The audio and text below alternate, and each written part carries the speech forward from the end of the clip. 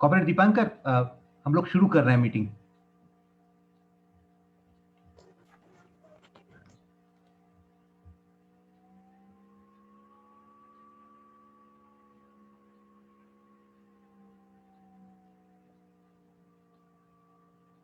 हाँ, yes. Hello.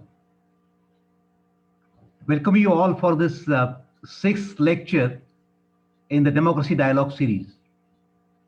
Our guest today is Comrade Deepankar Bhattacharya. He is General Secretary of CPIML Liberation. We are extremely thankful for him that he accepted our invite despite his busy schedule. Comrade Deepankar doesn't need any introduction. He has been active in the left politics for the last 4 decades, and he has been General Secretary of the CPIML Liberation for last 22 years. He started his political work, left activities when he in early 80s, and he was secretary of all India Central Council of Trade Unions, and in 87 he was elected to the Central Committee of CPIML Liberation. One still recalls the untimely death of Comrade Vinod Mishra, the General Secretary of CPIML Liberation then, who had led a key role in the political and organizational building of CPIML Liberation, and who played a very active role in reinvigorating the left movement in this country. I still remember 1998 when the Central Committee meeting was happening, and the news of Comrade Vinod Mishra's death, it came, and Comrade Deepankar Bhattacharya assumed leadership of his party unanimously then, and he has been leading his party since then. As the abstract of the speech, which we have shared with all of you, makes it clear, the theme of this speech, today's speech, is fascism, democracy, and the left. Comrade Deepankar Bhattacharya feels that present phase as the rise of instead of talking about historical details of fascism, it's important today for us today that present phase as the rise of the Indian model of fascism and resist it with all our might. And secondly, the interesting point which makes it has made in his abstract, in the midst of the fascist offensive, the left in India must emerge and assert as the most consistent and reliable champion of democracy. Before I request Comrade Deepankar to deliver this lecture, this talk, here are a few suggestions from our side. Please share your comments and questions in the chat box. It will help us a lot if you enter your contact details also in the chat box, so that you can get further detailed updates of the Democracy Dialogue series. And please like or subscribe to our NSI page. So please welcome Comrade Deepankar Bhattacharya for his speech.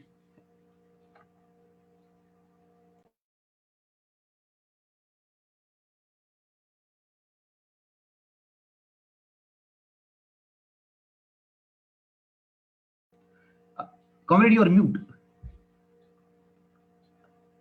You are mute.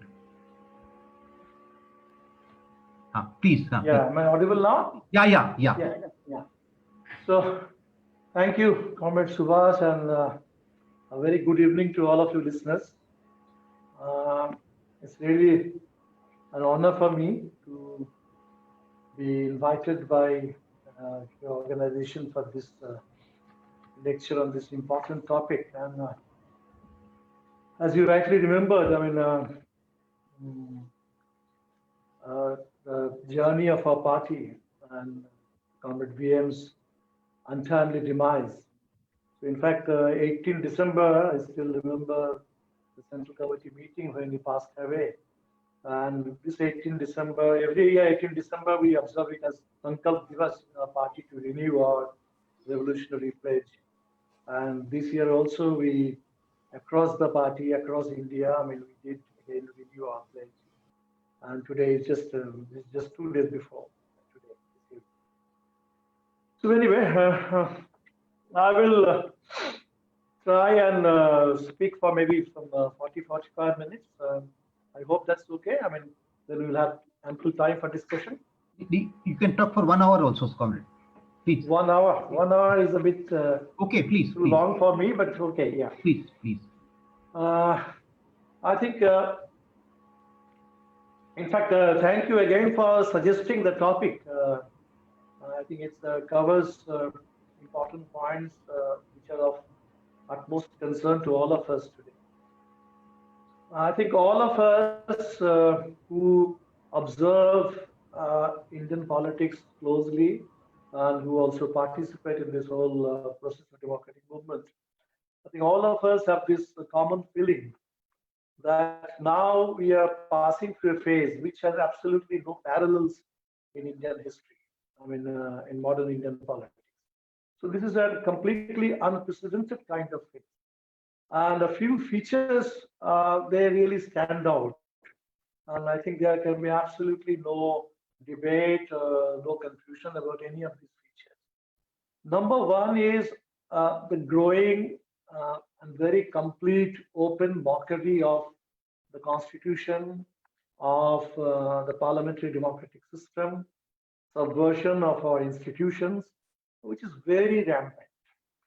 And right now we can see, I mean, a few months ago when they needed to pass the farm bill, they convened a session of parliament in the middle of this epidemic. And the way they passed the bills, we all have seen it. And now when the farmers are protesting and more and more people are joining the protests, so they have cancelled the winter session of parliament. And the Niti Aayog chairman, he complained that we have too much of democracy in the country. So nothing could be more explicit than this. And in fact, very symbolically, a new parliament building now is being built. So we are having a new building of parliament, and we are having this complaint that there is too much of democracy and the parliament sessions are being cancelled. So this is number one feature of today's India. Number two, what we can see is this completely unfettered corporate aggression. Absolutely, there is no check, unchecked corporate aggression. And this farmers' protest makes it very clear. The ordinances came in early June. Then we had the bills, and then we had this hurriedly passed law in September. But if you look at the infrastructure with the Adanis have been building, this has been going on for the last 2-3 years. So the actual infrastructural foundations and the understanding between the corporate houses and the government, that has been forged way back, so 2-3 years ago. And the bills and the laws and all these legislation, they are just a formality to convert the actual memorandum of understanding between the government and the corporate houses into some kind of legislation. So this is what people are commonly today calling Adani Ambani Raj, or Company Raj in India. And I think this has done a very good service, because many people are often complaining when we used to talk about corporate globalization and corporate rule, that corporate sounds very kind of, doesn't really resonate in Indian ears. So when you say corporate, many people don't understand what is corporate all about. So Punjab farmers, they have done a very proper Indian translation of the word corporate. Corporate means Adani and Ambani. Adani Ambani Raj, Company Raj. So that is corporate. And I think it resonates in the ears of every Indian farmer, way back to the East India Company, from East India Company Raj to today's Corporation Raj or Corporate Raj or Adani Ambani Company Raj. I think it is very clear today. So we have this unchecked corporate aggression. Thirdly, what we have is unprecedented kind of communal polarization. Absolutely nothing is free from communal polarization. You talk about everything, there will immediately be a Hindu-Muslim angle to it. So everything is subjected to communal polarization and complete marginalization of minorities and Muslims in particular. And not just marginalization, but also persecution. and persecution of any kind of dissent. So this communal polarization and persecution of Muslims and ideological dissenters, it's very clear.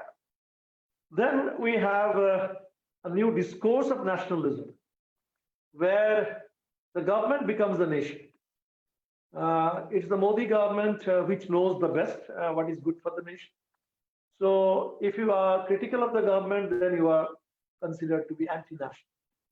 And now BJP, again, it is the only party, and it's a party which kind of defines Hinduism. So if you are critical of BJP, you are also a Hindu hater.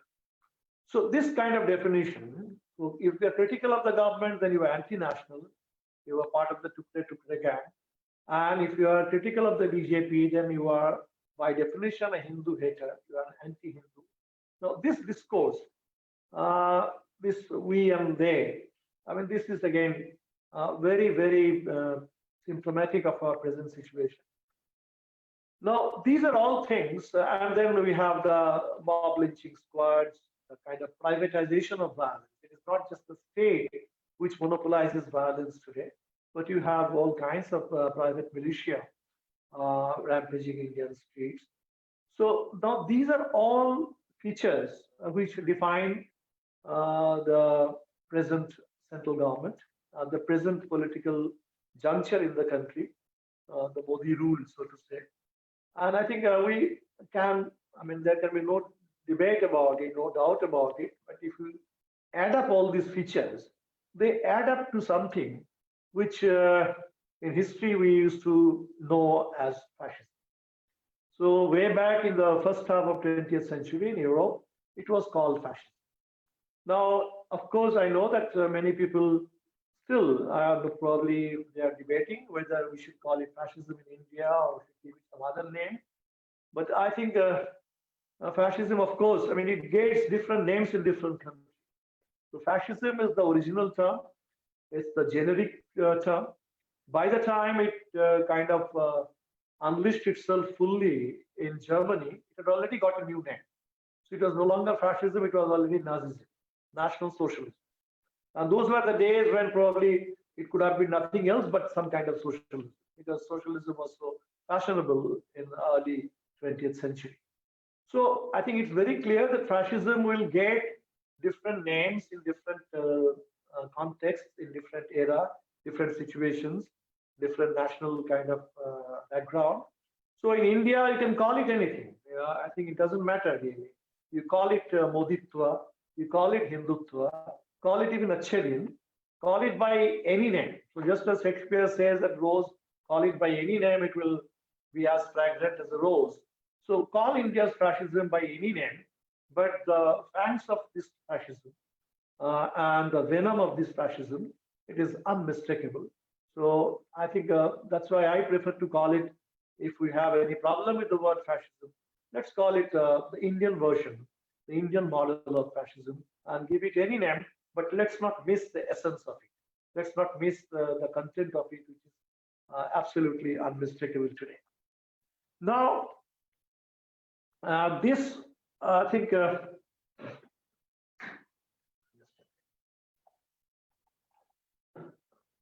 comment थोड़ा सा पानी दीजिएगा.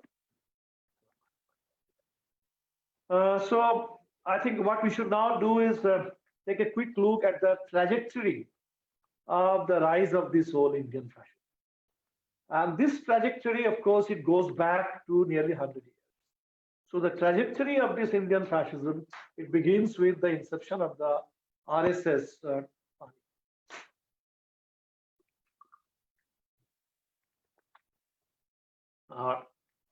Way back in 1925. And incidentally, so the European fascism and Indian RSS, they were actually rising in the same time. At the same time, Indian fascists, the Indian version of this fascism, the ideological genesis, it actually drew inspiration from, it modeled itself on the Italian experience. It drew inspiration from Hitler. So it's not like something unconnected, something disconnected. So it is basically the same European model of fascism which had its Indian echo. And in India, people who drew inspiration during those days, I mean, they talked about nationalism. All kinds of Indian nationalists, they were fighting British colonial rule there. So they never had to look for any German nationalist model to define Indian nationalism. So people were fighting by whatever means available, whatever weapons they had. But it is only the RSS which had to look to Germany, Bismarck, and Mussolini and Hitler for their inspiration of what they call nationalism. So that is the ideological genesis. And I think it's very important to note that this is for close to a century. This is an uninterrupted ideological continuity. So uninterrupted growth and spread of this ideology, and this ideology as a mass movement, mobilization of uninterrupted mobilization of the masses.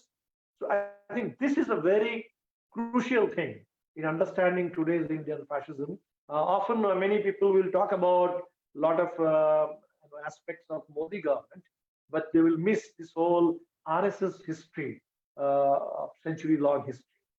So this is, I think, number one.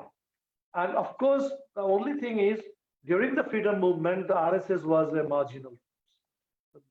When communalism, of course, grew and eventually led to the partition of the country, the freedom got fragmented in India. We got a fractured, fragmented kind of freedom. But RSS was there, Hindu Mahasabha was there. But I think in the given environment of early 20th century, the global climate, which was dominated by Russian Revolution and all anti-colonial struggles then, and given the political, social balance of forces within India, the Hindu nationalism, the Hindu supremacist kind of politics couldn't gain the upper hand. So it remained a marginal force. And in fact, after the assassination of Gandhi, which was the first major terrorist killing in India soon after independence, I think they became even more isolated. So RSS became isolated and rather marginalized, had to go underground when India began its journey after independence. But then we know that it got major breaks, and it used all those breaks to secure greater legitimacy for itself. So there have been moments where, of course, RSS became banned, but more importantly, I think if you look at the moments which gave RSS more space, more legitimacy, and more kind of share of state power, and it made the best, it used it to the hilt. So the first chance was, of course, 1962, and that period when India-China war happened, and then even Nehru, he felt the need to legitimize RSS, so that whole Republic de Parade, when RSS was invited, we all know. So that was probably the first break that the RSS got, the first shot at securing some kind of mainstream legitimacy. Then came the whole emergency in 1977. And even though I think it was absolutely wrong to call the 1974 movement or that whole JP movement some kind of, there was a false alarm against fascism raised by Indira Gandhi, and it was accepted by a section of Indian communists then. But of course, that was a very false alarm. But it's true that the whole JP movement and the eventual emergence of the Janata Party, it gave the Jansangh and the RSS a very major break. And the first major break, first major shot at state power in the center, when Vajpayee became a minister, Advani became a minister. And every time they got these opportunities, I think they managed to subvert the institutions, penetrate all the institutions, plant their ideas, plant their people in key positions of India's bureaucracy, judiciary, media, and everywhere. So, and they have gone on accumulating their strength. So 77 was the second major moment. Then came 1989, that whole anti-Bofors movement of VP Singh, and they made use of that. And I think this whole Ayodhya campaign. So just with Ayodhya, probably it would not have been possible if they also at the same time didn't have that opportunity provided by that anti-Bofors movement and the VP Singh government. So that was another break. Then came the next point when Vajpayee became the prime minister. And again, you found that they formed the NDA. So they said that all these contentious issues, all those disputed points of RSS agenda, we are shelving them. Almost like indefinitely, we were ready to shelve them. So 370, Ayodhya, Uniform Civil Code, all these issues were shelved for the time being, deferred. And then they talked about coalition dharma and NDA. So that was again another shot at securing legitimacy and better power for the RSS, mainstreamization or normalization of RSS. Even I will say 2014, Narendra Modi's first arrival in Delhi, that was not immediately on the back of an RSS agenda. That was with a Chedin and development, rapid development, and so on and so forth. So I think if you look at all these moments, so RSS, the continuous, uninterrupted rise and growth of RSS, the spread of RSS ideology, coupled with all these junctures where the RSS managed to secure legitimacy for itself and immobilize more and more sections of the people. And of course, now today, it is a very unique kind of juncture in Indian politics where, by a quirk of history, I think they have grabbed a kind of vacuum in Indian politics. When at the same time, you will find that across the board, the entire Indian political spectrum, if you look at it, most of the parties are today at their lowest point. The Congress, it is in utter disarray, and it is, I don't know how it is going to revive itself, or if it can at all kind of reinvent itself. You talk about the left, even for the CPM and for the CPI, I think these are their lowest points in history. For the CPI and the CPI both, we are the two big communist parties in India, big parties of the Indian left. Then you talk about the regional parties. You talk about the regional parties, almost all of these regional parties, they have either been subsumed by the BJP or they are ready to play a subservient role. They are ready to do business with the BJP. You talk about the social justice camp, but for maybe a few exceptions, like to an extent the RJD in Bihar, or maybe to a little extent the Samajwadi Party. Almost all these sections of these social justice parties, now they have been sort of again subsumed. Like if you have RJD, you also have JDU. If you have some of the Dalit parties still opposing, then you have LJP, you have Jitan Ram Majhi's party, you have Ramdas Athawale's party, any number of Dalit parties, so-called Dalit parties in India, which are in the NDA fold. So you have this kind of a juncture where the BJP has grabbed, and you look at what's happening in West Bengal. The TMC is disintegrating, and even the BJP is in a position to engineer defections in TMC and buy over some chunks of TMC bases. So this kind of political vacuum, I think, and the BJP and the RSS, for them it is a now or never kind of moment. So they have sensed their moment, they have grabbed their moment, and they have smelt blood. So and they are not going to stop anywhere now. So having grabbed this opportunity, I think now they at breakneck speed they are doing, and especially the advent of Modi too. So you can see, sense the sense of urgency, the sense of desperation, the speed with which they are doing things. So absolutely no waiting game anymore.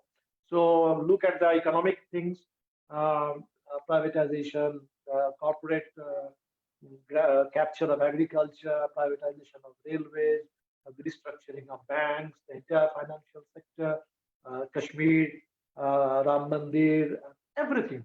So the entire agenda, almost the whole agenda has been it's now open, and this whole agenda is being implemented breakneck kind of speed. So this is, I think, what's happening now. And of course, a few things in the international climate, I should also mention that, which are basically definitely favored the fascists in India to grow. The post-Soviet global situation, the whole neoliberal economic policies.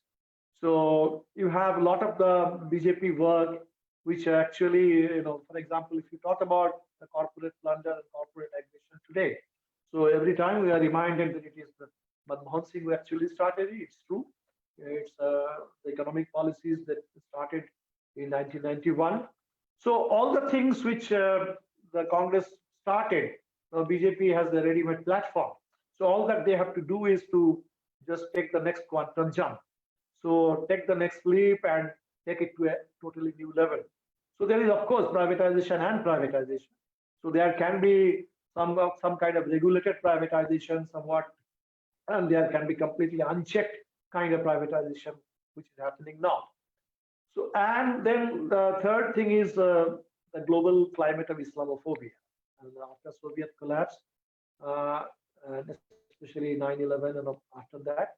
And so earlier in India, we had the local roots of communalism. So communalism, it has its local roots, it has its local history, but now coupled with global Islamophobic environment, this whole terrorism and all its, whatever followed from it. So this has given a new kind of environment to the RSS and the BJP to build on. So this is, I think, this is the way in which I will look at the whole trajectory and how we have arrived at this moment. Ambedkar also provides us with a vantage point of, very insightful vantage point of making sense of what is happening today. And way back, I mean, when the Constitution was being adopted, and everybody else was very euphoric. Nehru was euphoric. Everybody was euphoric about after the arrival of freedom. But Ambedkar was certainly not at all euphoric. And he was telling us that, there are very major fundamental concerns. Now, if you look at, read Ambedkar again, revisit him, and if you look at his warnings, so I think all these warnings now become much more sensible today to us. I'll just mention 4 or 5 warnings which Ambedkar issued right at the moment when the Constitution was being adopted. So first thing Ambedkar tells us that this whole Constitution, it gives us political equality, electoral equality, 1 vote for every citizen. But this electoral equality, you just have to keep in mind that you have social inequality and economic inequality. And it tells us that if this whole social and economic inequality, if they will keep growing, then pitted against growing social and economic inequality, this electoral equality will lose on its meaning. So this is something which we are experiencing now. So inequality is growing socially, inequality growing equally, economically, and we have the electoral equality, which is increasingly becoming just possible. Then Ambedkar tells us about, let's say, the democracy, the Constitution, he says, is the top dressing of democracy on an Indian soil, which is essentially undemocratic. So undemocratic soil, and you have a top dressing of democracy. So there is a very fundamental contradiction there. So this fundamental contradiction is either you democratize the soil, you go on democratizing the Indian social soil, and then of course there will be some less of a mismatch.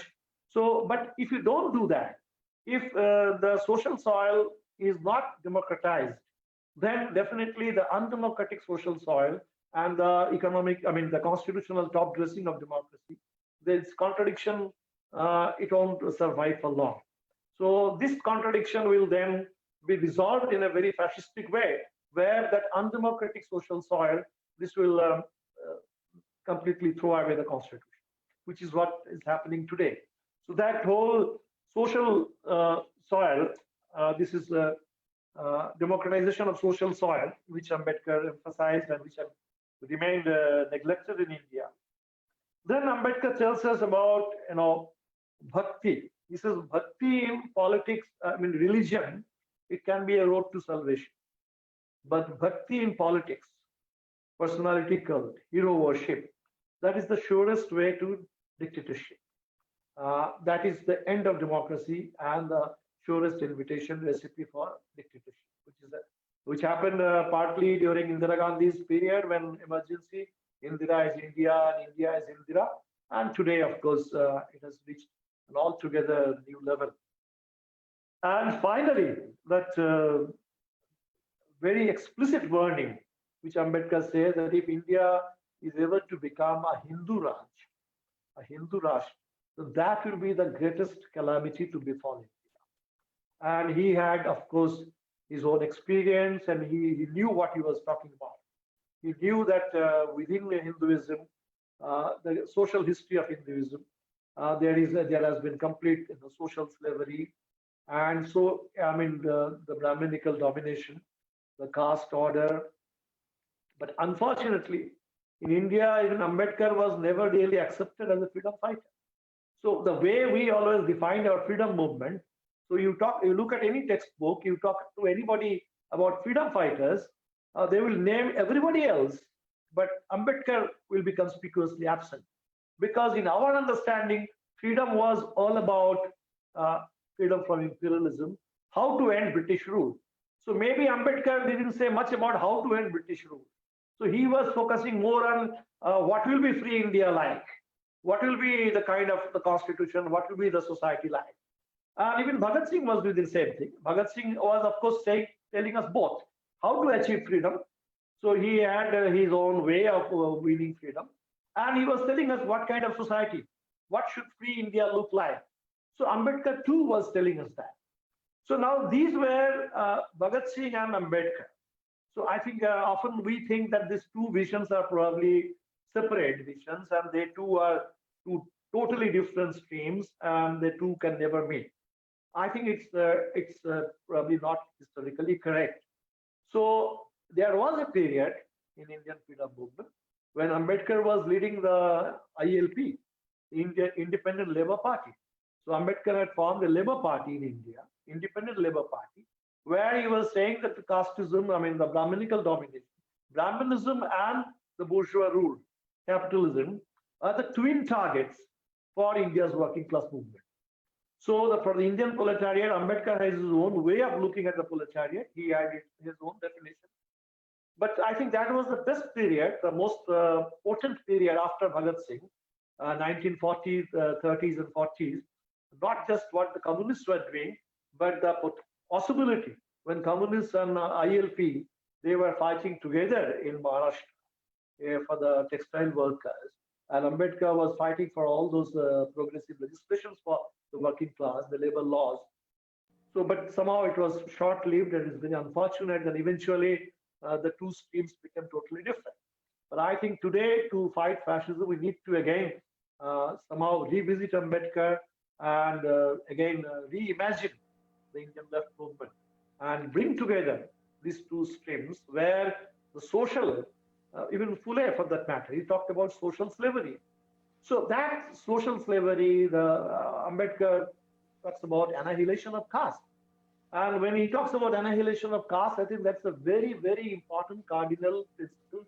It's a very radical call for a really, if you have to think about a modern secular democratic India, if you have to think of a socialist vision for India, caste annihilation, I think it's a very important concept. It's a very radical cardinal call for that kind of a thing. And these are things which have remained, which have been forgotten. I mean, a lot of Ambedkarites, they have totally forgotten. They have reduced Ambedkar to only reservation and maybe just some kind of constitutional rights for the minorities and for Dalits. But there is much more in Ambedkar.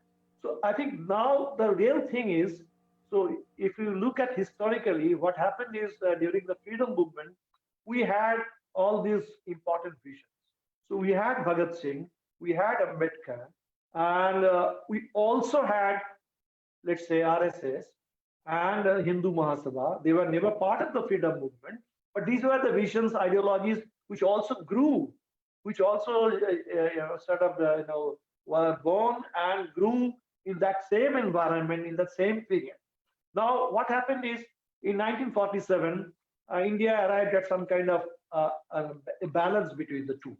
So the Ambedkar's vision, the communist vision, they also couldn't come to the forefront. They also couldn't come to the center. RSS, Hindu Mahasabha remained marginalized, and some kind of a mean was arrived at. Let's call it the Nehruvian mean. So Gandhi, Nehru, and that Nehruvian mean, even in spite of, but still, I think it was good that there was a communal polarization. The country was partitioned, but Indian nationalism was still not defined exclusively in Hindu terms. So, and we managed to find some kind of a soft secular definition for Indian nationalism, and we managed to, get a constitution, which is probably the biggest gain of the whole freedom movement, biggest concrete gain of the freedom movement, apart from the values of freedom movement, apart from the vision of democracy, the constitution in concrete terms, with especially the preamble, which promised, which gave us this whole definition of Indian republic as something we, the people of India. So it is not drawn from any other source. It is the people of India declaring India as a republic, and then promising equality and justice and freedom and liberty and fraternity for all citizens. No, I think that is the thing. So today, in fact, that balance that 1947 had given us, the freedom movement had given us, that balance has been overturned. And this balance has been overturned, and now we find that Hindu supremacist current, which was a marginal force, which could not come to the center stage during the freedom movement period, that has somehow made use of this juncture, and in a different environment, and much later. It took them 90 years to reach this stage, but now they have reached that stage. And so when we say that we have to save India doesn't mean that you can somehow just restore the old balance. So I think restoration of the old balance, restoration of the old Gandhi-Nehru mode of Congress, restoration of the way, let's say, India was there till the arrival of BJP, the India of the 1950s or 60s or 70s or even 80s, I think that restoration is not possible. That restoration is not possible. So we have to find balance on a higher plane. So if the old balance has been done away with, if it has been overturned, and if the Hindu right, if the Hindu supremacist forces, they have come to the center stage, and if you have to push them back again to the margin, if you have to overcome them, I think we have to find a new balance, higher plane. And that balance, that's where the crucial role of the left lies. So it is, so when we are saying that save India, we also mean transform India. When you say defend the constitution, we also mean defend democracy, we also mean deepen democracy. So defending and deepening, saving and transforming, they will go hand in hand. And I was talking to comrades in Bengal. So when I said that the BJP coming to power in Bengal will be the worst kind of disaster to happen in Bengal. And so that disaster management and so our politics is the politics of social transformation, of political transformation. So the politics of transformation that should also have this whole component of, let's say, disaster management. So when a disaster is happening in the country, we cannot just be talking about our own ideal way of transforming. So we have to operate in the given situation. So in the given situation, how to arrest this disaster, how to stop the disaster, and how to then, having arrested it, how to reverse it, and then how to build, how to transform. So I think rather than looking at all these things in a piecemeal manner, pit one against the other, we have to look at all this as a holistic whole, as an integral kind of project. So where that's why this is the call of revolution.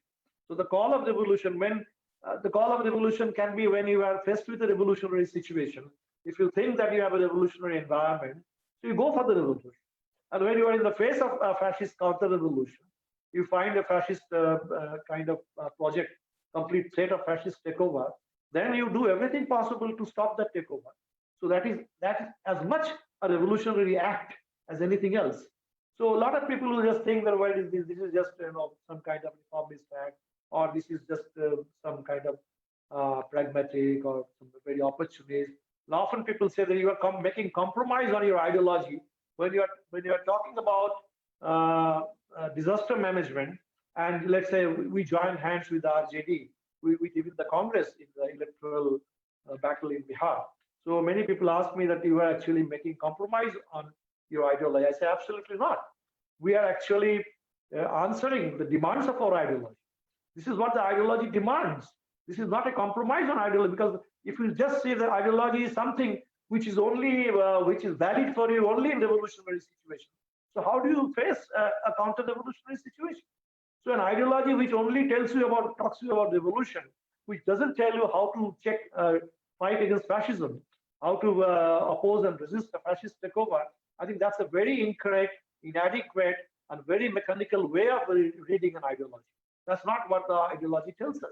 So the ideology tells us, prepares us for the whole hog, for the entire long haul. And that's what Marx always tells us, that you cannot just look at ideal situations. So whatever is historically handed over to you, is history has handed down. So with those available historical materials, you have to work.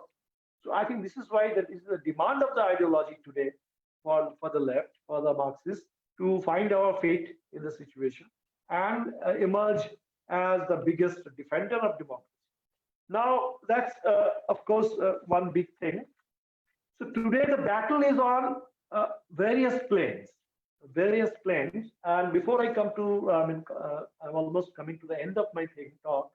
But before I wind up with the role of the left, let me tell you that often people are saying that we have hardly any opposition today.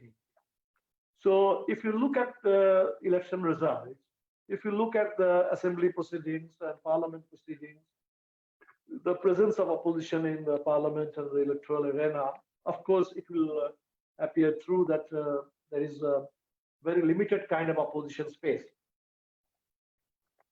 But if we are looking at the people on the ground, I think that's a very important arena for us to look at.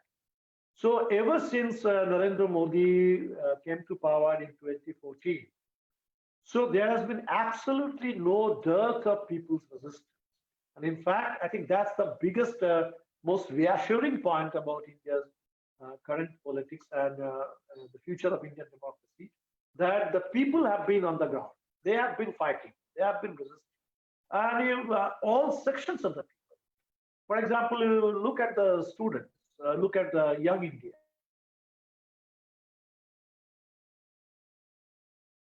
You know,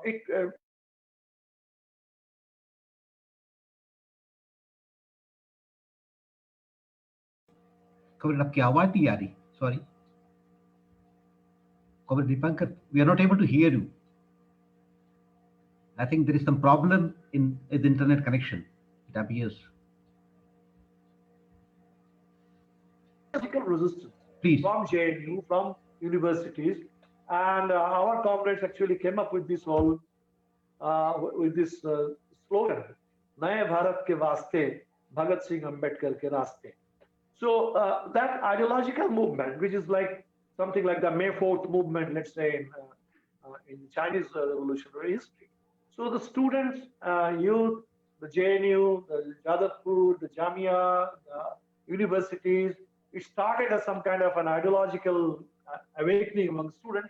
And now, in this Bihar election, I found that it has become almost an upsurge of the youth around issues of employment, around issues of education, where students are actually being able to transcend caste barriers. It's a very reassuring thing. Students cutting across caste barriers, young India, voting for the left, voting on issues that matter to them, and rejecting both the BJP's established political wisdom, both Islamophobia as well as this whole caste, so-called false caste pride of the upper caste. So they are rejecting that. So this you have this whole strand of student politics, young politics.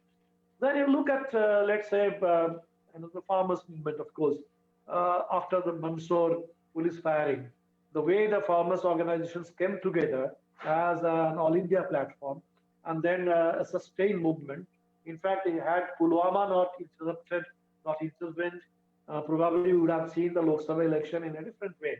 And the farmers' issues would have become much more prominent during the Lok Sabha elections. But anyway, now we can see the farmers are writing a glorious chapter of our history. So it reminds us of almost 1857. 1857, when Delhi was encircled, when the farmers and their without uniform and peasants in uniform, they were kind of marching together. And that was what 1857 was all about. And 1857 reached Delhi. And today, the farmers, they have encircled Delhi. So you use any metaphor. We in the ML movement, inspired by the Chinese Revolution, we have been talking about encircling cities, from villages. And if you look at it in 1857, then it is a reenactment of 1857, and it has to completely change the metaphor of BJP. We have been talking about the Jawans in the border per Sena hai. Today in Delhi, when you talk about border, so people mean Tikri border, they mean Singhu border, they mean Gazipur border, and it is a different kind of Sena in the border. It's the farmers, and they tried to pit those farmers' sons in central paramilitary forces and the CRPF and PSF. But that whole attempt to pit the farmers' sons against their parents, that didn't succeed. So now this is the farmers' resistance. And of course, this is now forcing across the spectrum all kinds of opposition forces to support the farmers' movement. I think the 8th December Bharat Bandh, it evoked a considerable response. Almost all opposition parties had to support it. And increasingly, I think political parties will have to take a stand in this. Then this whole anti-CAA movement, I mean, it's unprecedented. Shaheen Bagh, the kind of protests that emerged from Shaheen Bagh, Muslim women cutting across generations, 3-4 generations of Muslim women, from our dadis and nanis to our children and grandchildren. I mean, that kind of, we have never before, I think, seen such a spectacle. So nothing can be more reassuring, more energizing, more inspiring a sight than seeing Shaheen Bagh. And that was not just one Shaheen Bagh, but in no time that one Shaheen Bagh replicated itself, and it became dozens and then hundreds of Shaheen Baghs across the country. And today we find Kisan Shaheen Bagh. In a way, you can link the two. Today the farmers are also putting up their own Shaheen Bagh. So this whole Shaheen Bagh mode of protest, this whole, and then of course the worker strikes. Worker strikes are again becoming, some people say it is an annual ritual that every year the central trade unions come together and call a day strike. Why can't we have indefinite strike? Why can't we have all kind of mass strikes like the European kind? I think, of course, we can hope for all that. But I think even whatever is happening, all these big strikes, I don't look at them as rituals, annual rituals. They are evoking considerable mass response. And it's a new working class which is now today asserting. It's the contract workers, it's the young workers, it's the scheme workers, it's the sanitation workers, first generation workers, women workers. So it's a new working class on the march in India today. And every year we find more and more people are joining the strike. So, and even our intelligentsia, our intellectuals, our public intellectuals, it's very, defiance is very risky now.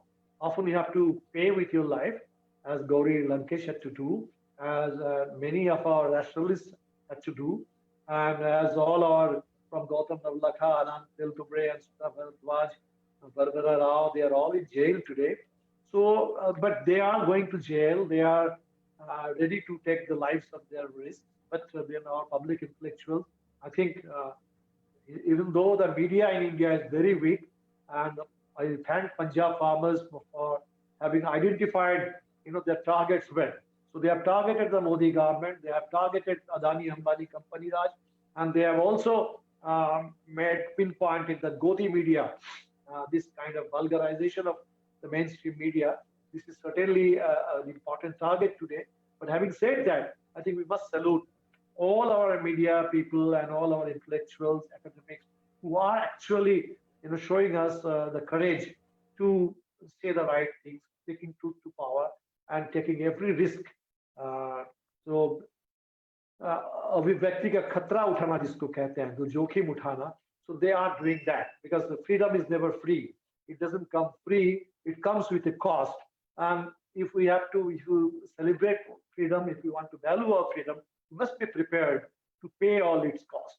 And so our people, intellectuals, they are telling us, showing us how to be ready to pay all the costs necessary. So I think this entire spectrum of resistance, now this is where the left must play a very key role in championing this resistance, in promoting this resistance, and it is not just in organizing this resistance. So I think that's a very important point, and I will end with it, organizing this whole resistance. So it may often appear spontaneous. I think in every resistance in history, it has both elements. If it is not really spontaneous, if it doesn't, it is triggered by many factors. If it doesn't evoke spontaneous kind of support response, then it remains limited. So it becomes truly powerful when there is an element of spontaneity. But then if you have to want to sustain it, and if you have to want to sharpen it, then definitely there has to be organization.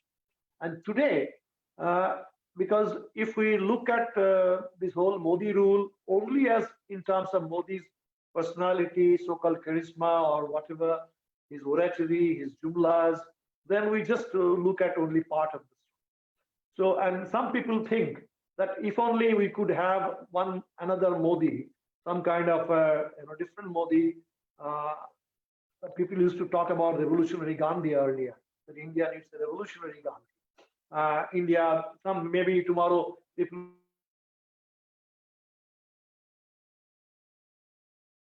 somebody in his oratory who can match Modi.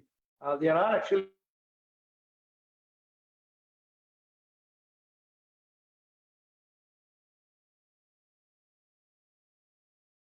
without RSS.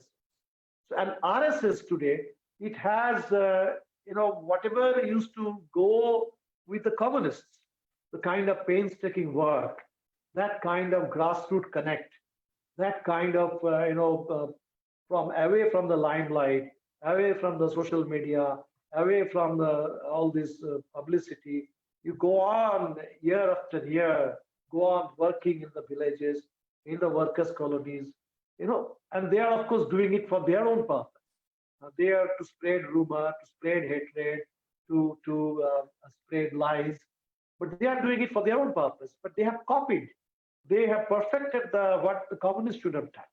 And unfortunately, that old communist style of work in trade unions, in peasant organizations, in villages, in working class areas, in slums, that has become weak. And somehow all those electoral politics and the social media kind of new mode of articulation and new mode of presentation. So this thing, new mode of kind of smartness. So all these things are important. All these smart, clever, efficient. So smartness, cleverness, efficiency, everything is important, but nothing is more important than real, solid, painstaking work and real organization building. So that's where I think communists, it's only the communists who can bring this to this resistance. Because if you can't expect the Congress to do this, you can't expect any of the regional parties, any of these parties, personality-based, personality-oriented, without ideology, they can't lend that solidity. They can't lend that, So it is not just for the communists to lend ideological clarity. It is not just for us to lend courage and consistency or clarity. That, of course, the communists will have to do. That is the characteristic of communists.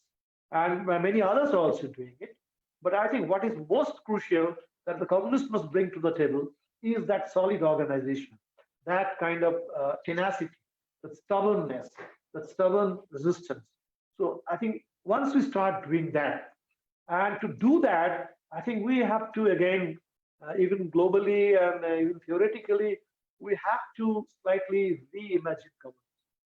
Somehow, the whole idea, the way socialism, because if you read Marx, if you go back to the Marxist classics, nothing is more profoundly democratic and emancipatory than Marxism, than all those basic classics. And the way communism grew, I mean, what was the Russian Revolution? It was against Tsarist autocracy. It was the people's upsurge for democracy against Tsarist autocracy. That was Russian Revolution and its essence. And but somehow then when they started building socialism, and socialism which was supposed to be, which should have been superior to capitalism, not just in the economic terms, not just in terms of distribution and solving of unemployment or solving of poverty and hunger, but also a superior mode and model of democracy. But I think that's where socialism, was found wanting. I mean, by socialism, I mean the Russian model of socialism. And eventually, if socialism collapsed, one major reason was it collapsed because it couldn't prove to be democratically superior to whatever the bourgeois democracies were giving. And even today, look at China. So Chinese economy, of course, there can be many critics, but once again, I think the weakest point of China today is again the utter lack of democracy in China. So democracy as champion of democracy, I think that's what 21st century left movement has to be like. And in fact, after this whole COVID-19 crisis, today everybody talks about the unsustainability of capitalism. Completely unpredictable, chaotic, unsustainable. So there is a widespread, hunger for some kind of yearning for some kind of a superior model. Call it socialism, call it anything else. But people are now increasingly realizing that this capitalist model is becoming increasingly unsustainable. And it is almost openly undemocratic. So democracy, bourgeois democracy, which used to be a strong point, so both welfare capitalism, welfare mode, and bourgeois democracy, both in economic and political terms, these are things which actually prove to be the sources of sustainability or stability of capitalism. So I think capitalism is losing its essential core points of stability, both in terms of providing a semblance of welfare to the people, solving the basic issues to an extent, keeping hunger in check, keeping unemployment in check, giving some kind of fulfilling people's needs and aspirations to an extent, and not just manufacturing new aspirations, but also fulfilling them to an extent, and giving them a semblance of sense of participation or representation or some kind of, however vicarious it is, however superfluous it is, but giving them some sense that, well, this is meant for you, to the common people. But now I think these 2 points, capitalism is becoming increasingly now, these are the 2 big points of crisis for capitalism. You have Trump, you have this kind of capitalist rulers who are openly being undemocratic, and democracy is now, for them, democracy is now unaffordable. So capitalism is becoming unsustainable, and democracy in its common sense is becoming unaffordable for capital. So when democracy becomes unaffordable for capital, so I think this is the time for socialists, for communists to again reassert and again take the lead, and not only just in terms of the economic model, but also in terms of democracy. And in fact, even in terms of India's own communist history. Now, these are the points when communists actually became popular. For example, in West Bengal, we have a long history of communist movement in West Bengal, from the days of Devaga and then freedom movement to Naxalbari, and after a long 34 years of left rule. But basically, what gave the main break to the CPIM in Bengal, that was the 5 years of 6 years of Siddharth Sarkar race, what even the CPM used to call it semi-fascist terror. So that yearning for democracy and the need for some kind of restoration of democracy, and the CPM emerged as a vehicle for restoration of democracy in 1977. And they had electoral success beyond their own calculation, beyond their own dreams. And that's because Bengal needed democracy. and people had no other option. People trusted the communists, and they won on the strength of democracy. And then they did a few things, which, of course, like Operation Barga, the partial redistribution of land, Panchayati Raj, where they acquired a pro-peasant, pro-democratic image. And of course, that image was not totally empty. That image was backed by a degree of reality too. So, but then, unfortunately, if you look at the exit of the CPIM in 2011 in West Bengal, so it was precisely in the wake of Singur, Nandigram, and Lalgarh. So those two strong points of 1977 became the weak points. So your pro-peasant commitment and character, your pro-democracy potential and credential, that became suspect. And then you went out of power as being seen to be opposed to democracy, opposed to the farmers, opposed to the peasantry. And again, Mamata Banerjee came to power precisely by promising democracy and precisely by promising land to the farmers and all that, with a lot of left posturing. But unfortunately, when she came to power, she unleashed a kind of anti-left violence. And today, that whole anti-left violence, it is seeking its logical culmination in the rise of the BJP. So left has all along gained ground when it has been seen as a party fighting for democracy. Even our own history, CPIML's own history, we found the biggest amount of mass support in Bihar, where the oppressed poor of Bihar, they own the party.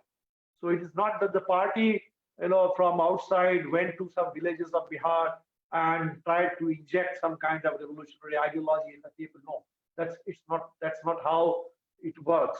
So it works when the people take the message and they translate it in their own language and adapt it to their own needs. And that's how from Naxalbari, when the message came, and when in Bhojpur, in Ekwari, people battling against feudal coercion, against the basic denial of human dignity. So when they fought for human dignity, so CPIML grew as the vehicle for winning basic human dignity. The question of land, question of wages, question of political rights came much later. So it was just the basic dignity for the most oppressed people of Bihar. That's how CPIML emerged. That's how it gained in strength. And today, that dignity, it is now seeking a different level. So it was first, basically, if you go to Bhojpur and those areas, people will say that khatiya pe baithna bhi guna tha. I remember we were speaking to some of our old comrades once, and somebody asked them, so what have we gained all these years of sacrifice and struggle? And there was this old comrade who said, kuch nahi mila, bas khaasne ki azadi mili. So just right to speak, right to just, So these are the basic things. And then that dignity grew, dignity grew in level, because if dignity needs solid foundation. So from wo khaasne ki azadi, khatiya pe baithne ki azadi, to fight for land, fight for you have worked for your landlords on his land, and if you go and ask for wages, then you are beaten up. So the right to claim wages, forget about higher wages or decent wages or living wages, the right to claim wages for work that you have done. So this is basically against bondage, against slavery. So right to have some kind of dignity. So from that to the right to exercise your vote. And today, I think that dignity, that right to claim wages, that, it is when our teachers today demand equal pay for equal work, when scheme workers are demanding that we won't work for free, we won't work for just some kind of pittance as honorarium, we want a proper pay scale. So I think it is that whole right to demand your wages. So that dignity has reached a new level today. But essentially, let me just conclude by saying this: it is a battle for dignity, it's the battle for justice, it's the battle for democracy, which has given left its legitimacy, its strength, its mass support. And our constitution had promised us justice, social, economic, and political.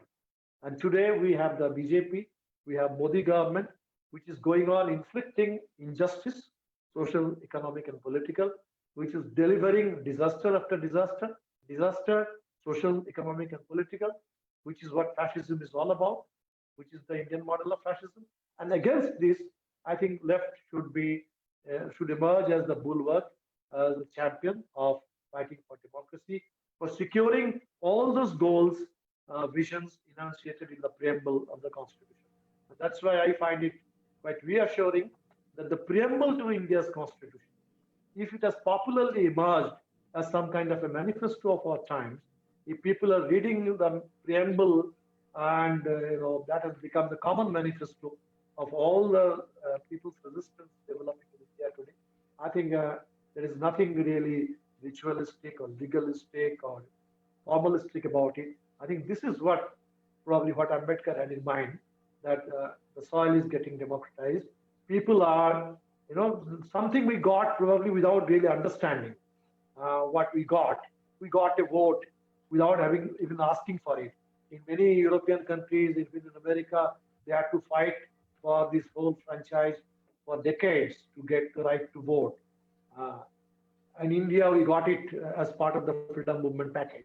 But today, I think when that constitution is being shelved and being subverted, being just torn asunder, so if the people are fighting with the constitution in their hand and for the values and the commitments made in the constitution, I think that lends a lot of strength and depth to the whole battle for resistance in India for democracy.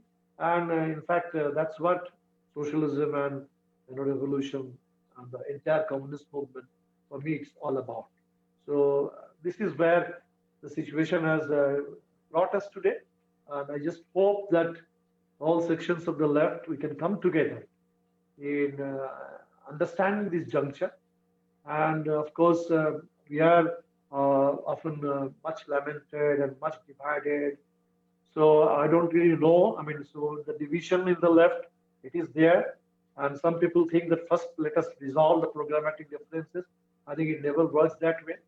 So differences crop up in a certain conjuncture. They have their own history. And again, it's another circumstances and the process of the movement, which again also takes care of those differences, reduces those differences, resolves those differences, and encourages, figures a new level of unity. So I see, of course we are divided, but I see a growing potential for unity, a growing urge for unity across the left. And a lot of the theoretical debates, differences, probably they have lost much of their meaning. They are no longer that relevant, that urgent today. They are part of history.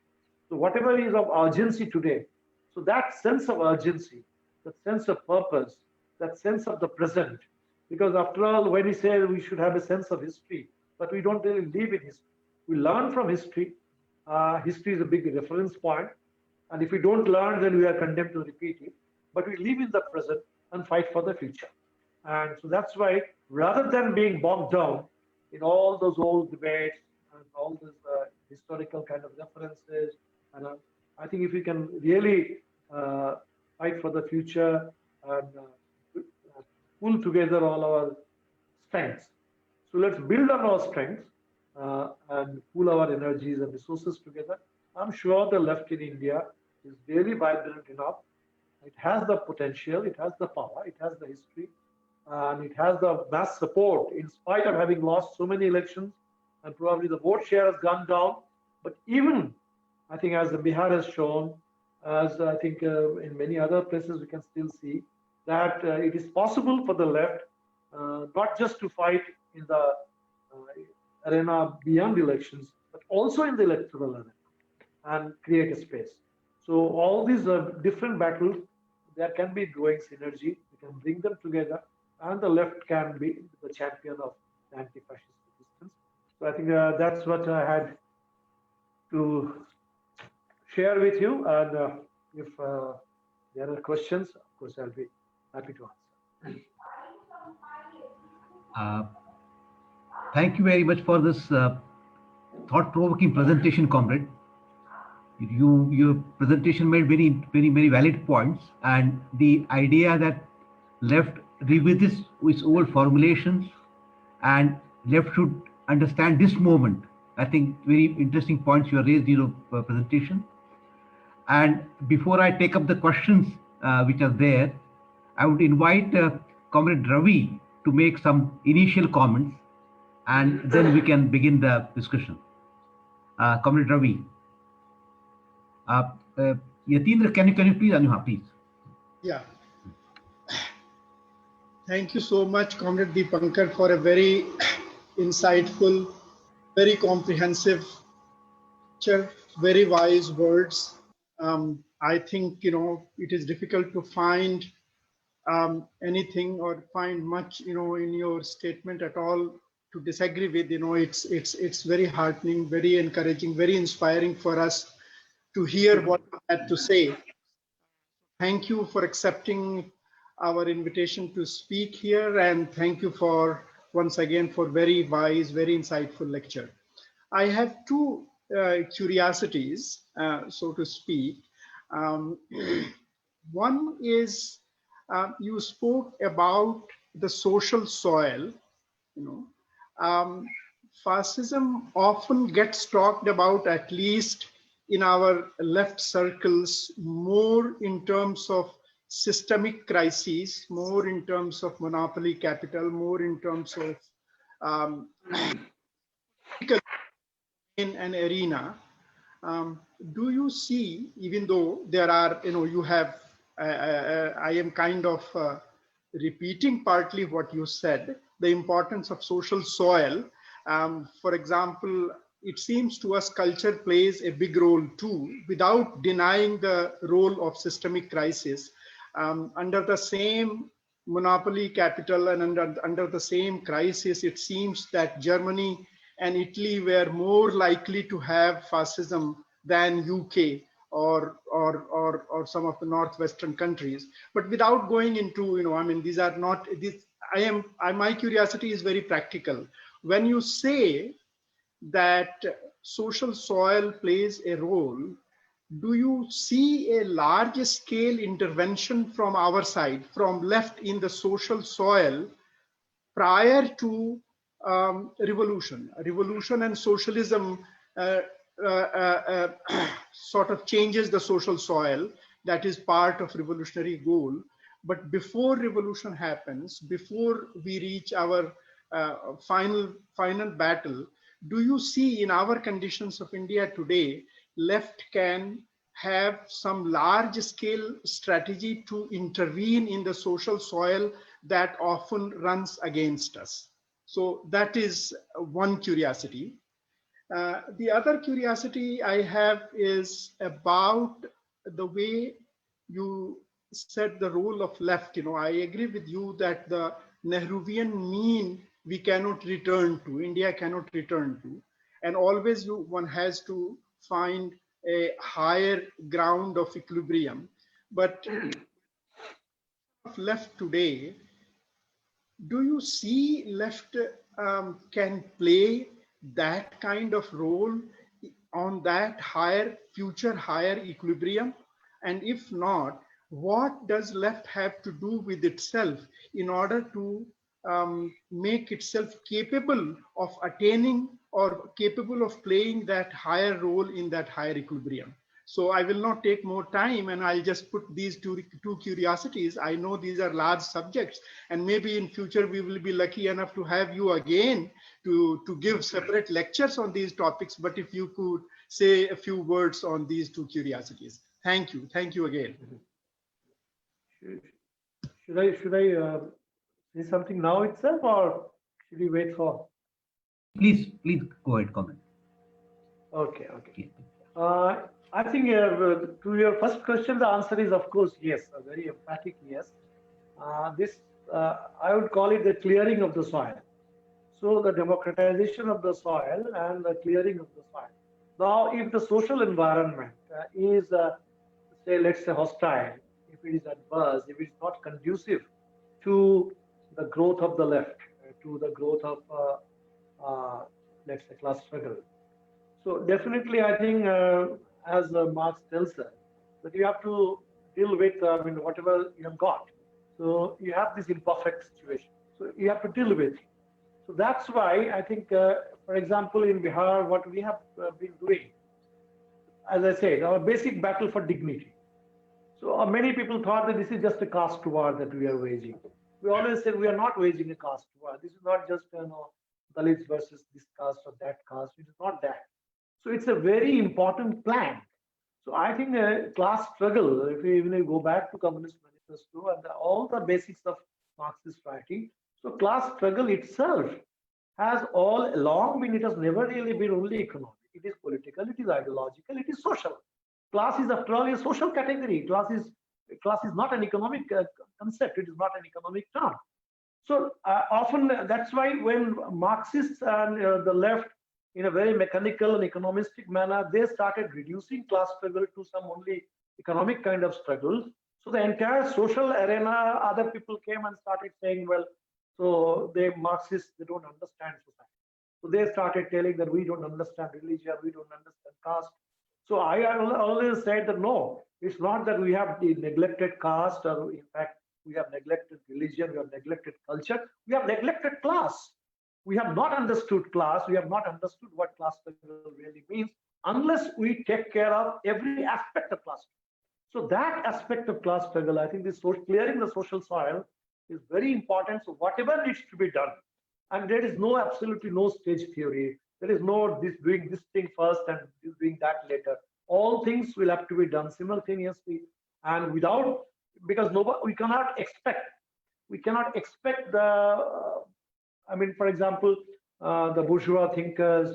There was a period, for example, in West Bengal, if you go there, so Bengal had a kind of social climate, which probably turned out to be slightly more conducive for the rise of the left, because there is a history of social reform. And and that kind of social reform probably in many Hindi areas, Hindi belt, you didn't find. But in fact, the more we study, more we find that it's not that the reforms didn't take place, but somehow we never really focused much on that. So that's why it's important to revisit and highlight all the struggles for education, for social reform, for women's empowerment. So I think that's the first to answer to your first question, that we need to do this. So that entire arena, the social arena, is very, very important, absolutely important. Because without that arena, without talking about this social and cultural, I think we won't be understanding fascism in India at all. Because if it is fascism, has to be understood only as some growth of monopoly capital. So I mean, without just monopoly capital can't explain. Without this whole Islamophobia, what has Islamophobia got to do with monopoly capital? What has this whole caste operation got to do with monopoly capital? So, but this whole mob lynching against Dalits, against women, against Muslims. So it is not just against workers. It's not just against the proletariat or for the economically weak sections. So I think to understand fascism in its true Indian context, I think it's very important that we understand, bring in all these social and cultural factors. And there, without coming under pressure. So that's where I think the communist thing will become important. So without coming under ideological pressure of this so-called nationalism, this so-called Hindu supremacist politics, so we have absolutely no points to prove to anybody. We don't have to prove to anybody that we are patriotic. We don't have to prove to anybody that we understand, we respect rationality, that we respect this and respect that. So without having to prove anything, I think because many other parties, they will always come under the ideological pressure of mounted by the fascists. So this is where I think the ideological freedom of communists is important, as just courage and freedom, just as clarity is important.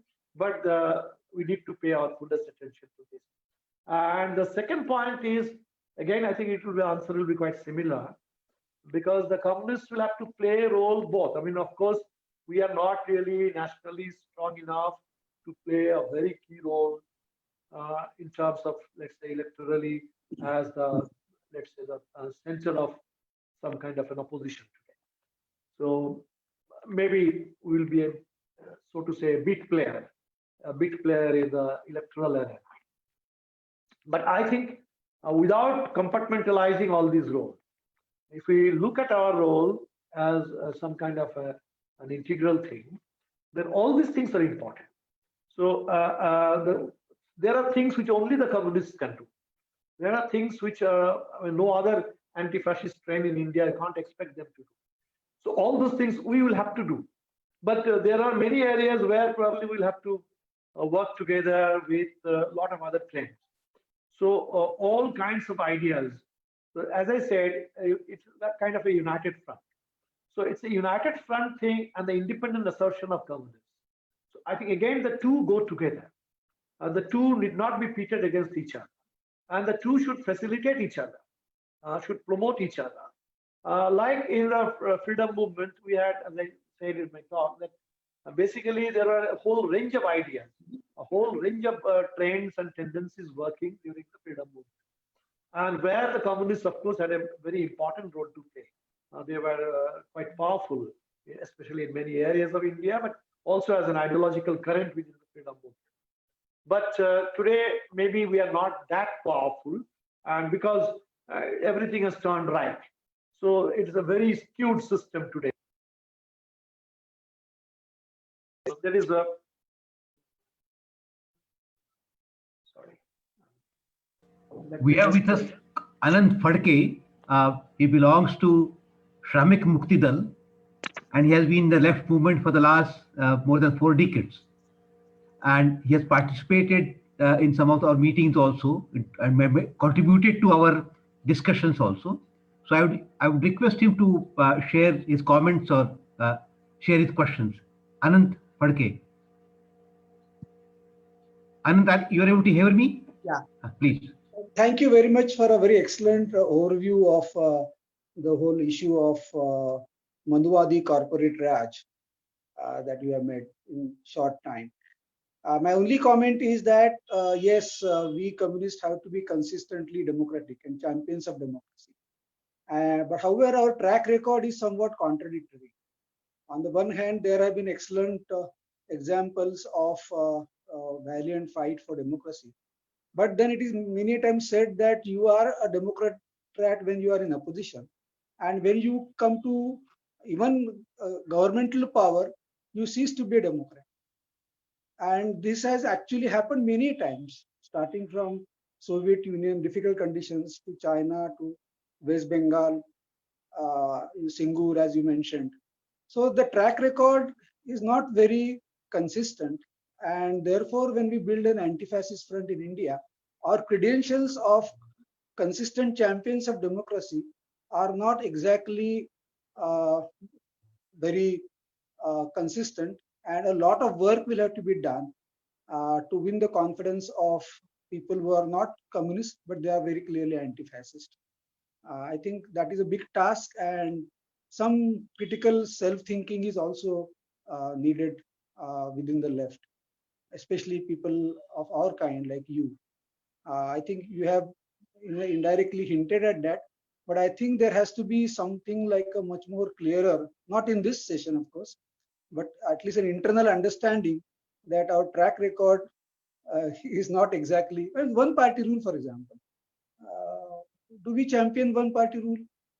Things of those kinds of issues that people keep asking. It's not that some theoretical question. When we actually interact with other people in the left movement, there are people who ask those questions. What happened to Medha Patkar when she tried to go to Singhu?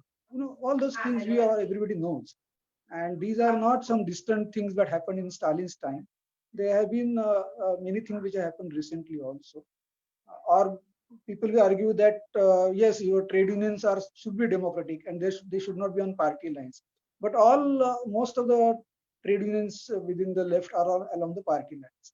So if you really truly believe that it's basic class organization and it should run on democratic lines, why is it the need for all kinds of parties, left parties, to have their own trade unions? These are the kinds of questions we need to be faced, which are probably practical questions. Not easy answers, but I think we need to think about it.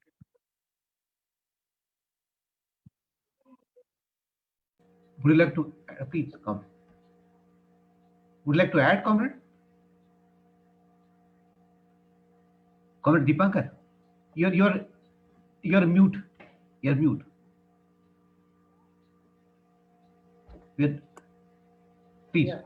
Yeah. Sorry, I missed a bit of what Farkiji was saying because I had to recharge my this Bluetooth. I think I heard listened to the last part of his thing. I think he is, of course, he's right. I mean, the track record is not encouraging. Track record, there is a lot of blemishes in our track record, and we'll have to sort of keep reviewing and do it. But I think the democracy question, whatever happened in West Bengal, for example.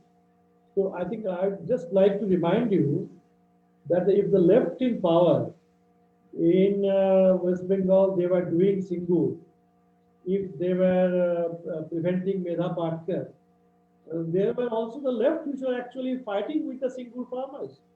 And our party, in fact, when the Singur struggle was started, I mean, it was not started by Trinamool Congress. The people of Singur, they started resisting. And when they started opposing the land acquisition, ours was the first party because we were present around Singur, not exactly in Singur, but in the neighboring areas we had our organization. We were the first to stand with the Singur farmers. And in fact, we faced the brunt of repression. Others, of course, all came to Singur. And so both are part of the left history. That's what we need to understand. A section of the left standing with the Singur farmers, and a section of the left in power, using that state power against the Singur farmers.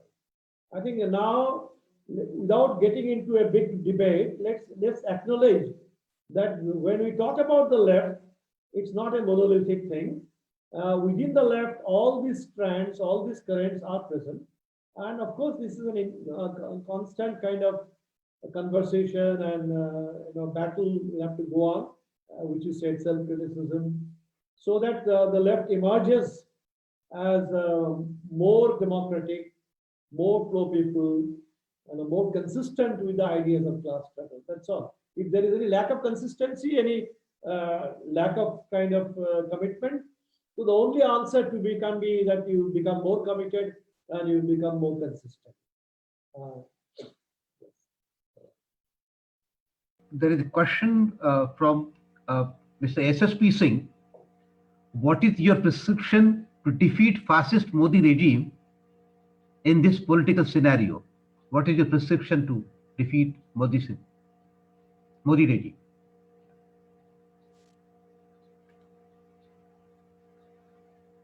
Yes. Please. Yeah, you're audible. Yeah. Yeah, fine. Can you just briefly repeat? I mean, what is Mr. SSP Singh wants to know what is your prescription for defeating the Modi regime, fascist Modi regime in this scenario?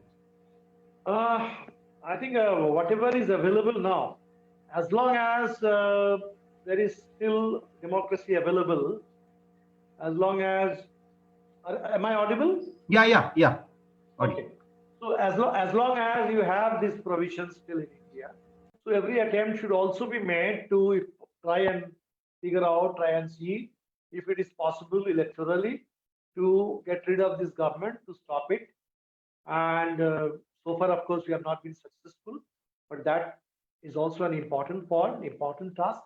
And of course, the more important thing is continuing with the people's resistance and intensifying it by all means, expanding it by all means.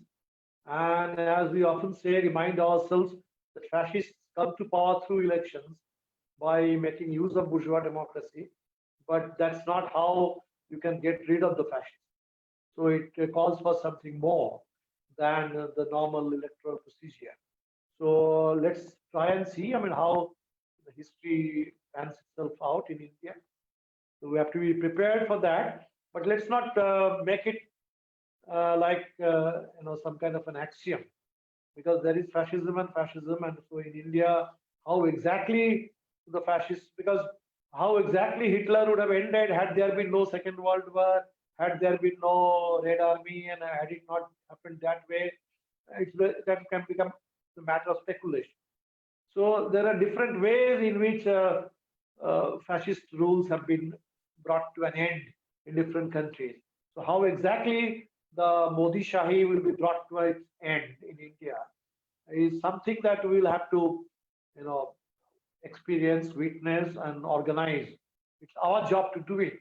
And there, let us try and combine every form of struggle available to us, every avenue available to us, and obviously mobilizing the people, like reaching out to the people who are being misled by the Modi government. I think that's the most important. So, for example, just to give you two examples, when this anti-CA movement started, so the whole Shine Bagh model of protest, that was absolutely, you know, fantastic, reassuring for all of us, very inspiring, very energizing. But then this was predominantly Muslim. The participants in Shine Bagh, they were all predominantly Muslim. And it was very important that communists tried to correct that perception. So that can be corrected only by making sure that large sections of Hindu people are also participating in these Shaheen Bagh modes of protest. So if thousands of Muslim women are there, to try and also mobilize a few hundreds of Hindu women. If we don't do that, then the ground remains open for the BJP to create its own mischievous narrative and tell the people that it's all about, you know, Muslims demanding something. It's a separatist kind of a movement. I think to an extent we tried to do it, but I think I would have been happy if all sections of Indian communists, rather than treating the Shaheen Bagh as some kind of a ready-made audience and ready-made opportunity to deliver speeches and sing songs and raise slogans, if we had paid more attention to doing that hard groundwork of taking the message to people who are being misled by the Modi government, that would have been more relevant. Similarly, today, the farmers' protest, it is certainly a protest of all Indian farmers, all sections of farmers.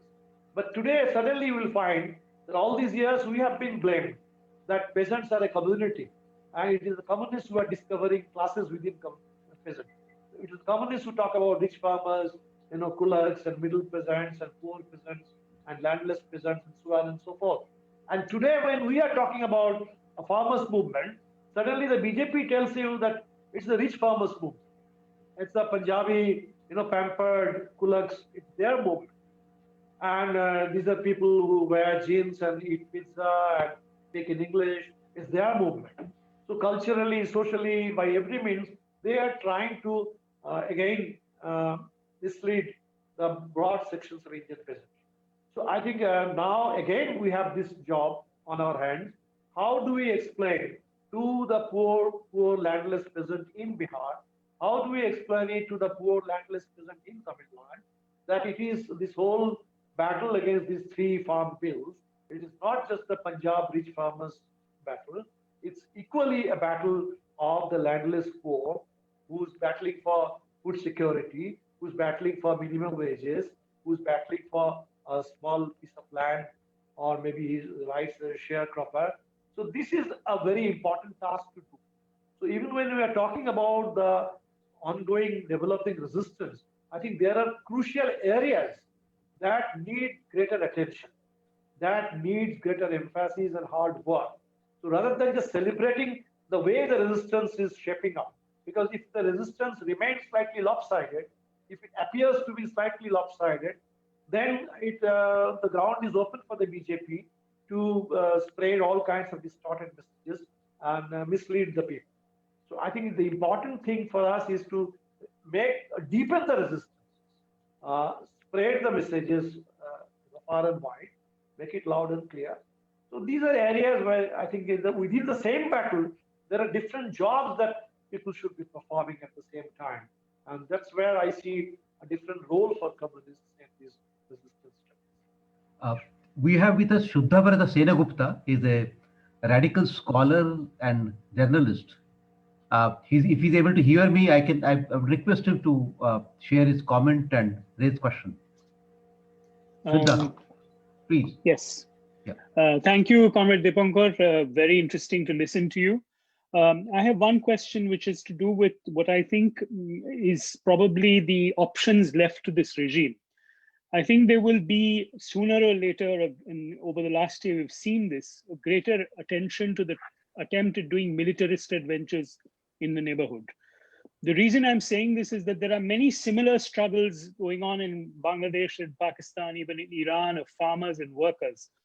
Do you think there is a possibility that the left in India can produce greater levels of coordination so that in the event of a military adventure, there is a coordinated resistance in the South Asian region?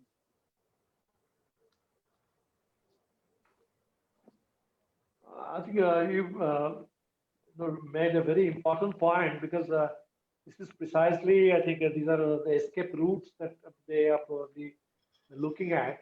And this is precisely what happened during the last Lok Sabha election. Because already we had a very powerful farmers movement and youth movement over employment building up.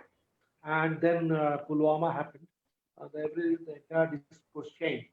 And even in this Bihar elections, we found one important reason why we managed to win a degree of success is because we could make sure that the election agenda, it revolved around issues of like employment, jobs, equal pay for equal work, and all those other education, health, all those other things which are important for people's life.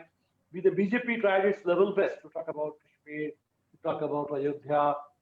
Yogi Adityanath offered that I will give you free darshan of Ram Mandir once it is built.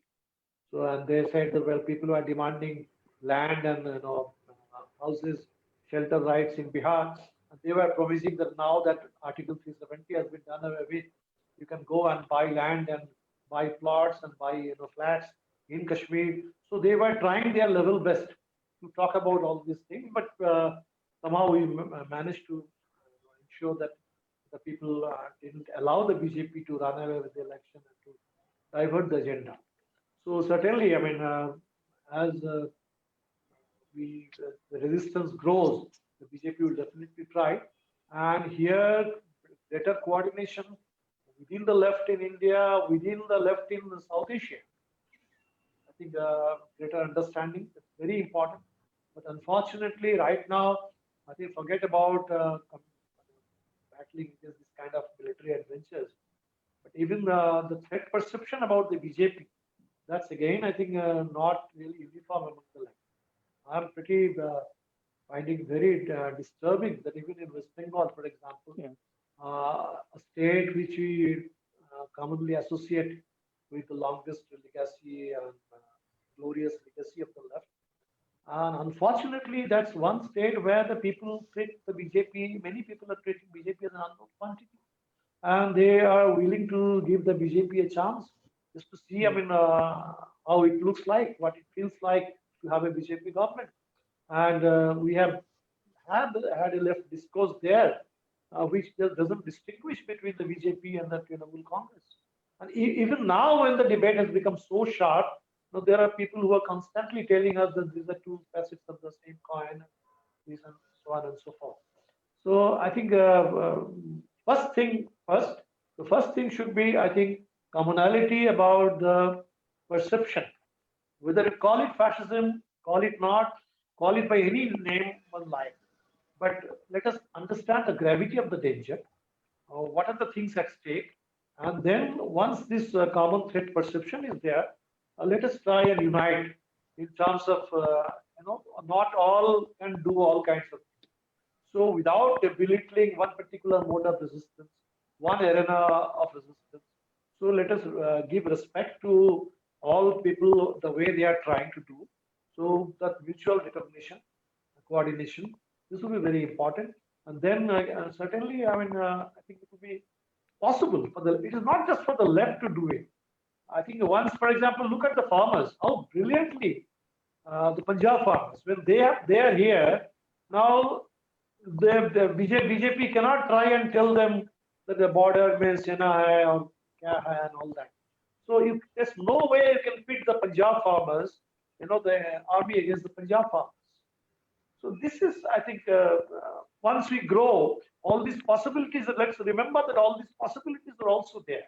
So the BJP has its options, but we also have any number of options. That's what the diversity and the long history of India's democratic and social struggles give us. Thank you.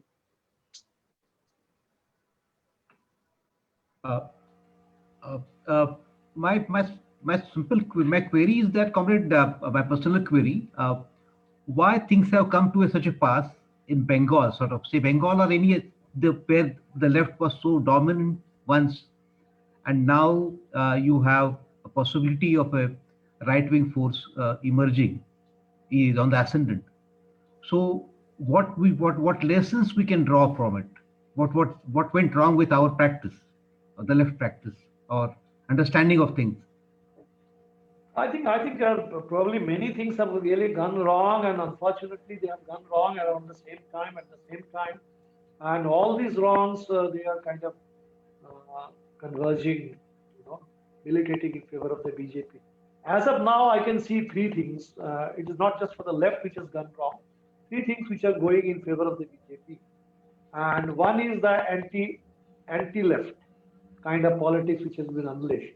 And there is a certain, of course, the left also has to take some role, some blame for it, because as I say, 34 years, of course, one could say it's a natural thing for a government to come to an end after 34 long years. So that fatigue among the people, or the yearning for some kind of change.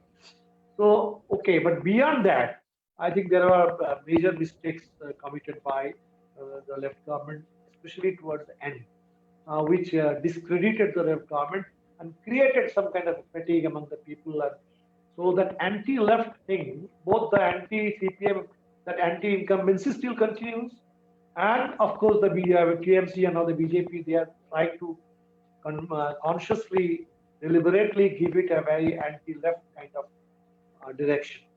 So that anti-left thing is working in BJP.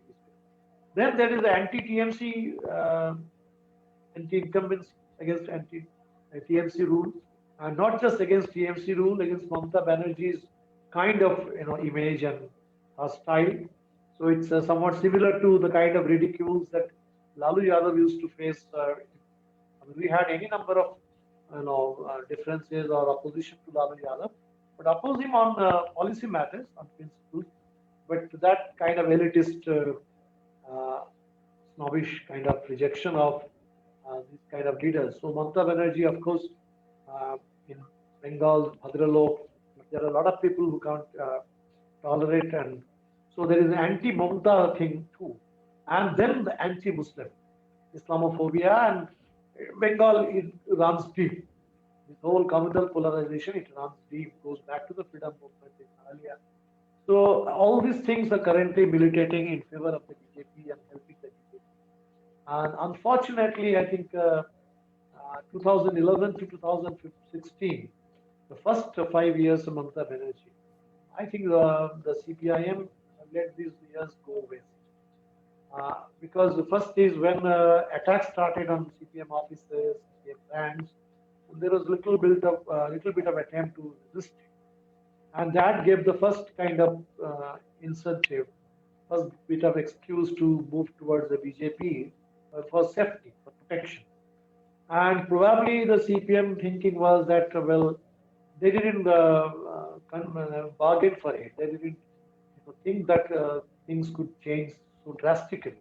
So they were probably thinking in bipolar terms, that after 5 years of Mamata rule, when people get dissatisfied, disillusioned, fed up, so they will keep coming back again to the left, as things happen in Kerala, let's say.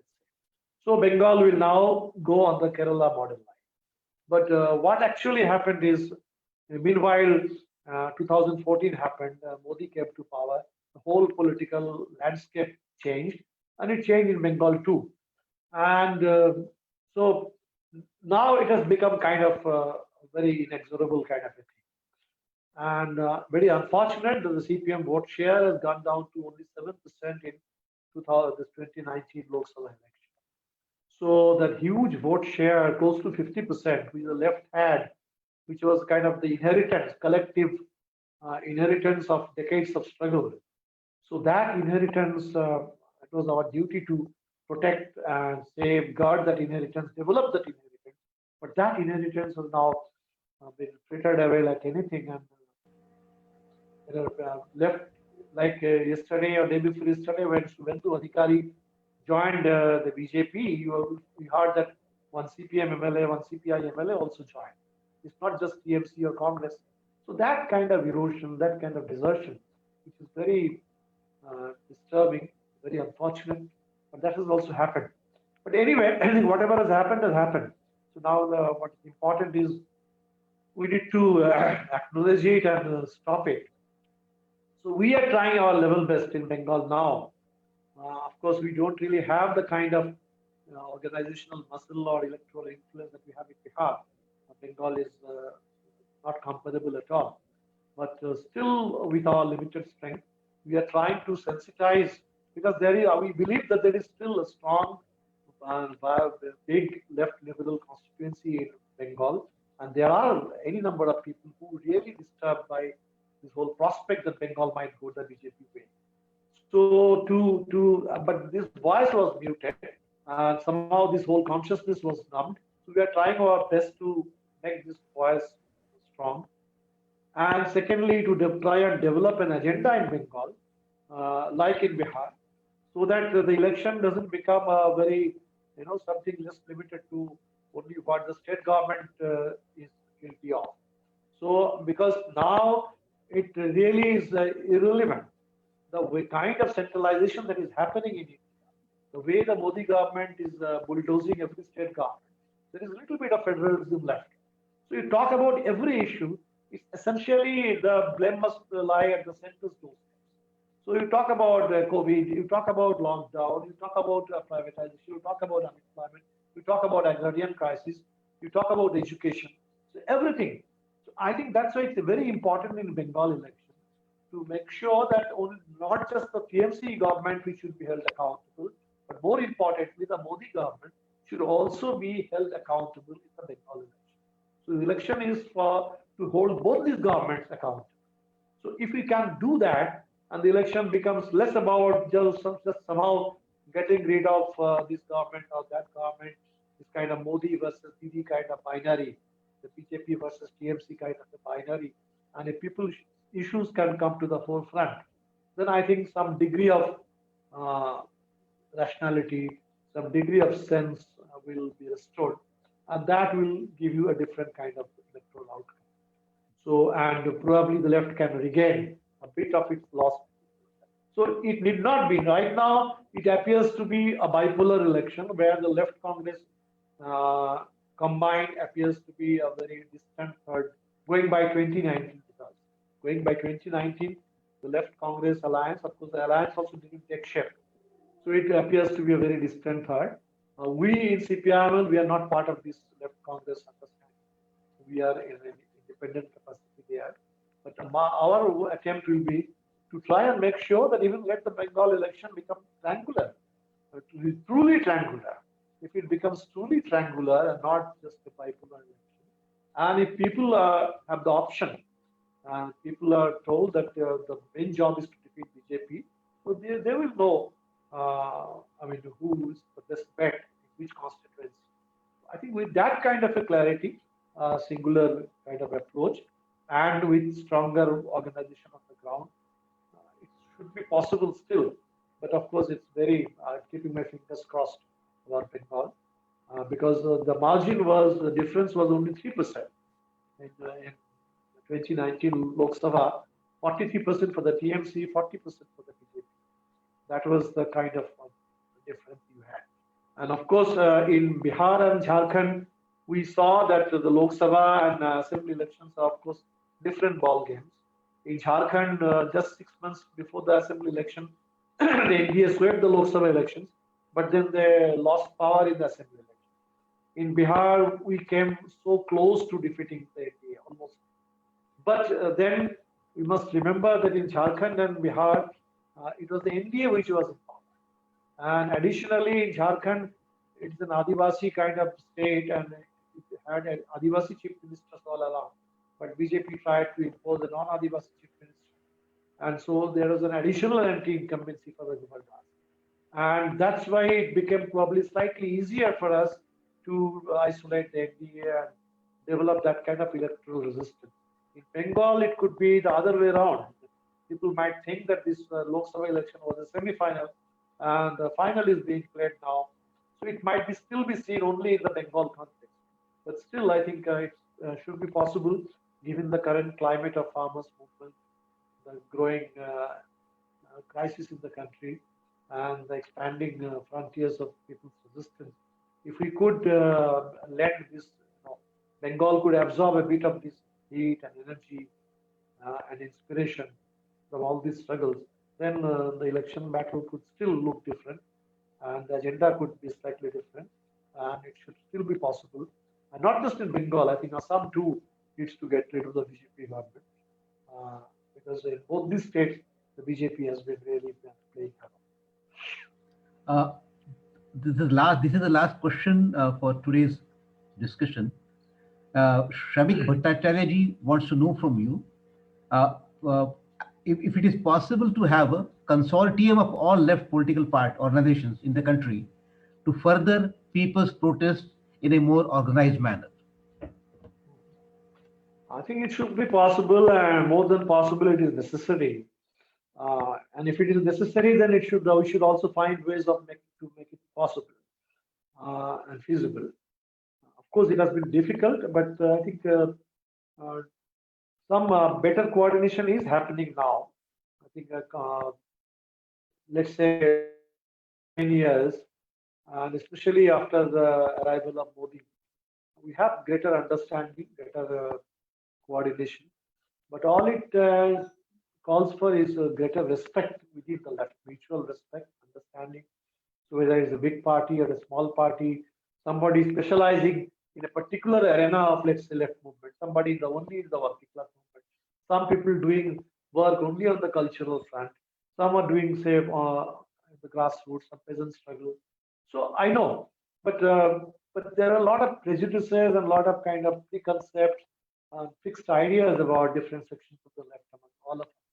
I think it's important to shed that, shed all those prejudices, and be realistic, respect all sections of the left for whatever work they are doing, and with this level of mutual respect, recognition, and readiness to work together, it should be possible. And increasingly, I find that people are actually coming together, coming close. I think many thanks for this excellent presentation and the guidance you've given to the left movement in the country. I think I have kind of exceeded my brief, exceeded my time limit, and so thank you all so much for bearing with me. And but I enjoyed listening to the comments and delivering this talk. And I hope that this dialogue continues. I have to make a small announcement. We are organizing a special lecture next Sunday.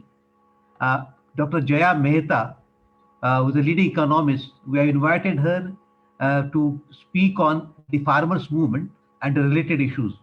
Next Sunday, she'll be there 6 p.m. A special lecture by Jaya Mehta. Once again, many thanks, comrade. Thank you.